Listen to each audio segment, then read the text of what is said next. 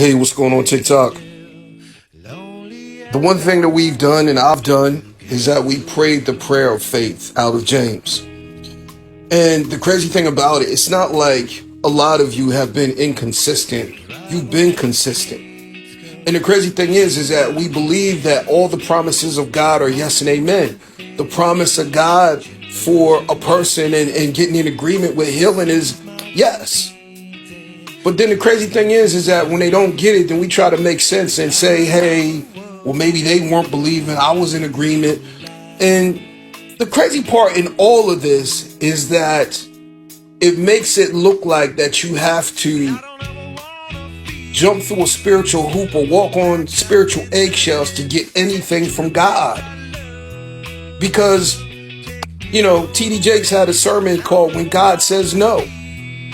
And so the crazy thing is that when God does say no or the thing doesn't happen, then we have to ask ourselves, why wasn't I good enough?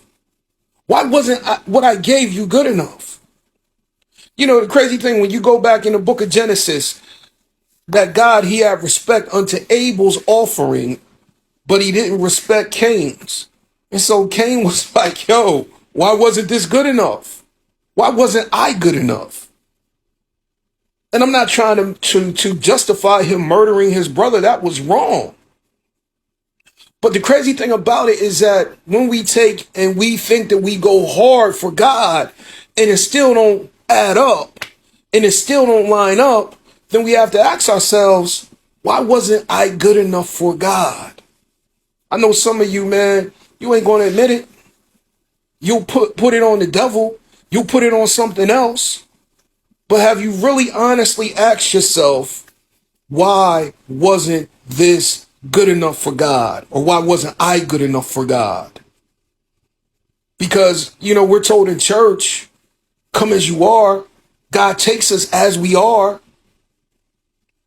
And so it's like, man, this is the reason why Christianity needs to make sense, because it's like you keep feeding it and feeding it and feeding it, hoping that it hit and it don't. And then you wonder why, like, yo, people in Africa giving all types of money and resources, hoping that a healing concoction will work and it don't.